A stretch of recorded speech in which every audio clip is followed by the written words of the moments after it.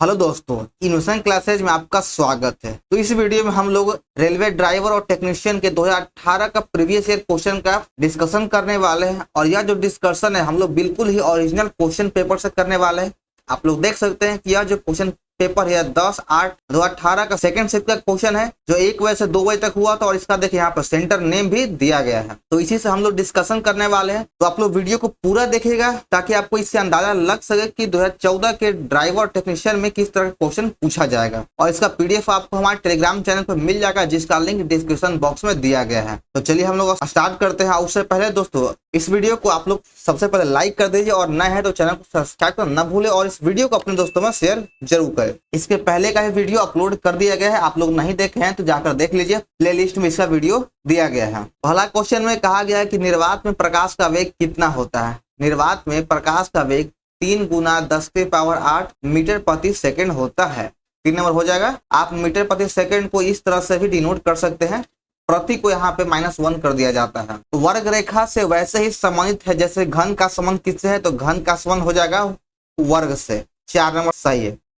हम इसमें सिर्फ साइंस और जीके का प्रश्न को ही डिस्कशन करेंगे, मैथ और रीजनिंग को नहीं करेंगे। अगर आप लोग कहिएगा तो वो भी करवा देंगे। पुरुष में प्राथमिक यौन अंग कौन सा है। पुरुषों का प्राथमिक यौन अंग वृषण होता है। वृषण होता है। आगे देखिए, विश्व के सबसे बड़े खारे रेगिस्तान में से एक कच्छ का रण है, भारत के किस राज्य में स्थित है। ये जो कच्छ का रण है यह भारत के गुजरात में स्थित है। कच्छ का रण भारत के गुजरात में स्थित है। 10 नंबर में कहा गया कि यदि भुजा एक इकाई हो तो वर्ग का क्षेत्रफल क्या होगा। तो वर्ग का जो क्षेत्रफल होता है वह हमेशा भुजा के बराबर होता है। आगे देखिएगा, जापान में आयोजित 2017 महिला हॉकी एशिया कप किसने जीता था। 2017 में महिला एशिया हॉकी कप भारत के द्वारा जीता गया था। नेक्स्ट क्वेश्चन है, गति का पहला समीकरण किसके बीच के संबंध को दर्शाता है।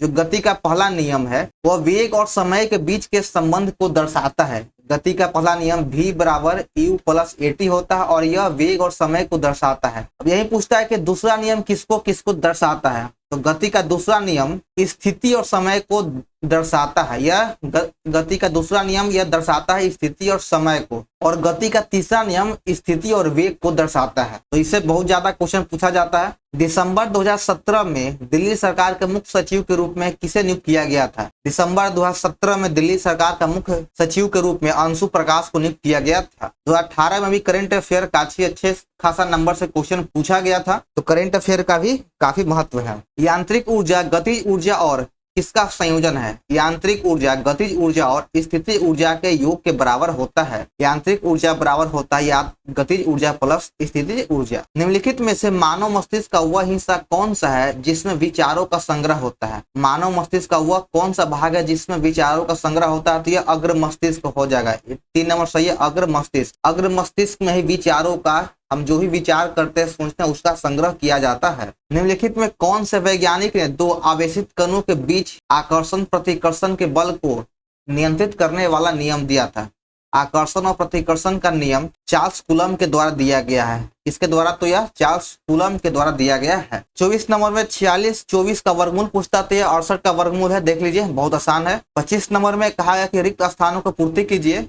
ध्वनि की पिच किस पर निर्भर करता है। तो ध्वनि का जो पिच होता है, यह बहुत बार पूछा गया प्रश्न है कि ध्वनि का पिच किस पर निर्भर करता है। तो यह आवृत्ति पर, फ्रीक्वेंसी पर डिपेंड करता है। जो ध्वनि का जो पिच है वह आवृत्ति पर डिपेंड करता है। कौन सा भारतीय स्टॉक एक्सचेंज अपना खुद का प्रारंभिक सार्वजनिक प्रस्ताव IPO लाने की योजना बना रहा है। तो यह जो योजना है यह नेशनल स्टॉक एक्सचेंज NSE के द्वारा बनाया जा रहा है। निम्नलिखित में किस खिलाड़ी ने हाल ही में आत्मकथा पुस्तक एस एंगेस्ट ऑर्डर्स लिखा है। एस एंगेस्ट ऑर्डर यह सानिया मिर्जा के द्वारा लिखा गया पुस्तक है। 34 नंबर में केमिस्ट्री का प्रश्न है। समीकरण दिया गया है कि H2O2 + क्लोरीन के संयोग से रासायनिक अभिक्रिया से 2HCl + ऑक्सीजन अभिक्रिया में H2O2 किसके रूप में काम करता है। तो यह जो H2O2 है यह एक प्रकार का अपचायक के रूप में काम करता है। रिडक्सिंग एजेंट के रूप में काम करता है, अपचारक के रूप में काम करता है। और वह 2017 के चुनाव के बाद किसने गोवा के मुख्यमंत्री के रूप में कार्यभार ग्रहण किया था। 2017 के में गोवा का मुख्यमंत्री उस समय मनोहर पारीकर थे, और अभी वर्तमान में गोवा के मुख्यमंत्री प्रमोद सावंत है। प्रमोद सावंत अभी वर्तमान में गोवा के मुख्यमंत्री हैं। और गोवा के राज्यपाल की अगर बात किया जाए तो वहाँ के PS श्रीधरन पिल्लई है। निम्नलिखित में कौन सा जीव पुनर्जन्म और मुकुलन के द्वारा प्रजनन करता है? तो यह जीव का नाम है हाइड्रा। हाइड्रा ही है जो पुनर्जनन एवं मुकुलन के द्वारा अपना प्रजनन करता है। निम्न में कौन सा एक बॉर्डर लाइन तत्व नहीं है? चारों ऑप्शन में से कौन है जो एक बॉर्डर लाइन तत्व नहीं है? तो इसमें से सही आंसर हो जाएगा ऑप्शन नंबर 3 बिस्मिथ। बिस्मिथ यह है जो एक बॉर्डर लाइन तत्व नहीं है। रासायनिक रूप से पदार्थ को 3 भागों में बांटा गया है। एक को कहा गया तत्व, दूसरा यौगिक और तीसरा आपका हो गया मिश्रण। रासायनिक रूप से पदार्थ को 3 भागों में बांटा गया, तत्व, यौगिक और मिश्रण। और तत्व यौगिक ये दोनों होता है शुद्ध, जबकि मिश्रण होता है अशुद्ध। एक केमिस्ट्री के दृष्टिकोण से है। आगे देखिए, महासागरों में मौजूद शैवाल की विशाल मात्रा किसका अंतहीन स्रोत उत्पन्न कर सकता है? भाई इसका ऑप्शन देख लेते हैं। तो इसमें ऑप्शन है सागर ऊर्जा, लहर ऊर्जा, मीथेन, महासागरीय तापीय ऊर्जा या नाभिकीय ऊर्जा। तो इसका सही है मीथेन। 2017 में प्रकाशित भारतीय अंग्रेजी उपन्यास वेन डिम्पल मेट ऋषि के लेखक कौन है? यानी ये जो उपन्यास है वेन डिम्पल मेट ऋषि, इसका लेखक कौन हो जाएगा? तो इसका लेखक है संध्या मेनन। इसका लेखक संध्या मेनन है, सही आंसर है। और ये जो सब पुस्तक और इसका लेखक है, ये जरूर नहीं कि 2017 का ही, ये वर्तमान में भी पूछा जा सकता है। निम्नलिखित में कौन सा एक धनायन है? इन चारों ऑप्शन में से कौन है जो एक धनायन है? तो इसमें से अमोनिया धनायन है, 3 नंबर सही हो जाएगा। जो धातु होता है वह धनायन होता है और अधातु ऋणायन होता है। संक्रमण तत्व क्या है या संक्रमण तत्व किसे कहते हैं? तो वह तत्व जिनके दोनों सबसे बाहरी सेल अधूरा हो, जिसका जो दोनों बाहरी सेल अधूरा हो उसे ही संक्रमण तत्व कहा जाता है। यानी elements whose to outermost cell in incomplete. 4 number इसका सही है। आगे देखिए, 52 नंबर में कहा गया कि एक मिश्र धातु किसका एक उदाहरण है? एक मिश्र धातु किसका उदाहरण होता है? तो मिश्र धातु एक ठोस विलयन का उदाहरण होता है। 3 नंबर सही हो जाएगा, ठोस विलयन। देखिए, हमें आपको 54 नंबर बता देते हैं कि अगर स्थानीय मान पूछा जाए तो 4 और 2 का स्थानीय मान का अंतर क्या होगा? तो 4 का स्थानीय मान कितना? पहले 4 लिख देना है, उसके बाद 4 के आगे जे को संख्या रहेगा उतना 0 बिठा देना है। तो 4 के आगे 4 संख्या है, 1 2 3 4, तो 4 को 0 हो गया। और फिर 2 का स्थानीय मान लिखना है, तो 2 बस 2 ही है और इसको अंतर कितना आ जाएगा? तो ये आ जाएगा 39998। आगे 56 नंबर की, जब मैग्नीशियम रिबन को हवा में जलाया जाता है तो कौन सा यौगिक उत्पन्न होगा? जब मैग्नीशियम को हवा में जलाया जाएगा तो आपका मैग्नीशियम ऑक्साइड उत्पन्न होगा।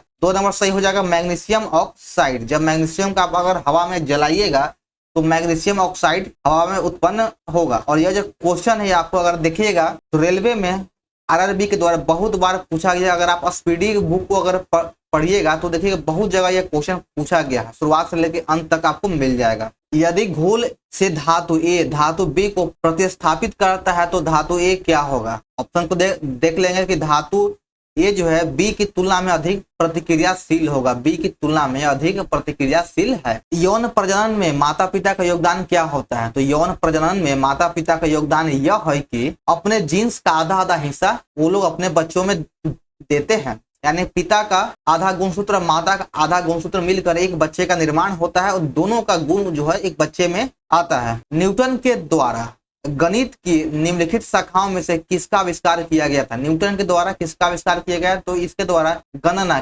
कैलकुलस का आविष्कार किया गया था। 1 नंबर सही हो जाएगा, गणना। गोलाकार दर्पण के प्रतिबिंब सतह के केंद्र को क्या कहा जाता है?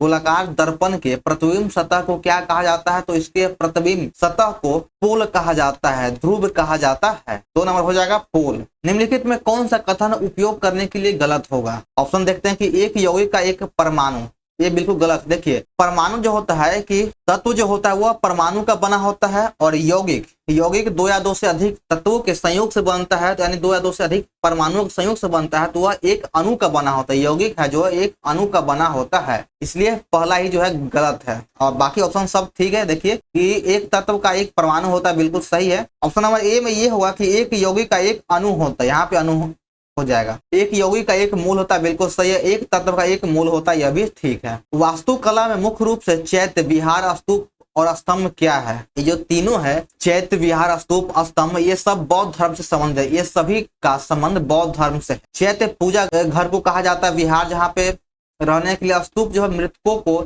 एक उसकी याद में एक ऊंचा टीला की तरह बना दिया जाता है, उसे ही स्तूप कहा जाता है। स्तंभ का भी संबंध बौद्ध धर्म से है। चलिए आगे देख लेते हैं। रिजर्व बैंक के गवर्नर के रूप में अपना कार्यकाल समाप्त होने के बाद संयुक्त राज्य अमेरिका के कौन से विश्वविद्यालय में रघुराम राजन ने वित्त के प्रोफेसर के रूप में अपना कार्यभार संभाला था? जब रघुराम राजन का आरबीआई में कार्यकाल समाप्त हो गया तो वो अमेरिका के बूथ स्कूल जो शिकागो में है वहीं पर इस प्रोफेसर के रूप में अपना कार्यभार संभाला।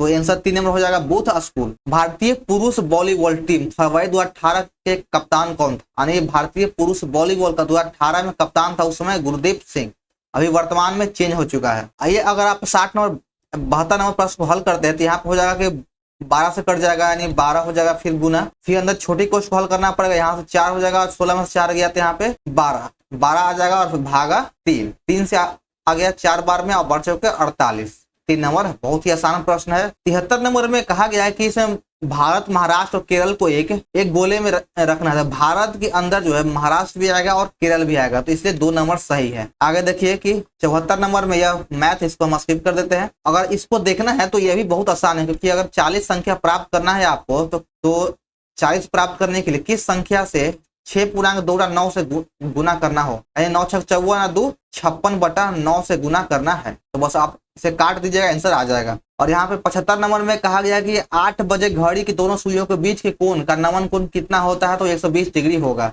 अगर बनाना है तो ये देख लेते हैं कि 8 बजे यहाँ पे 12 6 3 और 9 हो गया, यहाँ पे 7 और 8, तो पूरे 8 बज रहा, तो एक छोटा सा घड़ी, छोटा कांटा 8 पे होगा और बड़ा कांटा 12 पे होगा, तो इन दोनों के बीच में कितना आ जाएगा? 10 11, तो इन दोनों के बीच में 5 10 15 20 मिनट का गैप है और 1 मिनट में 6 डिग्री का कोण बनता है, तो 20 मिनट में कितना बन गया? तो 120 डिग्री का कोण बन जाएगा, तो इसलिए ऑप्शन 20 सही है। तो चलिए हमारा यहाँ पर जो था एएलपी ड्राइवर का 10/8/2018 के सेकंड शिफ्ट का क्वेश्चन समाप्त होता है। तो आप लोग को वीडियो कैसा लगा कमेंट जरूर करें, पसंद आने वीडियो को लाइक और चैनल को सब्सक्राइब करना ना भूलें और इस वीडियो को अपने दोस्तों में शेयर जरूर करें। तो चलिए फिर मिलते हैं नेक्स्ट वीडियो में।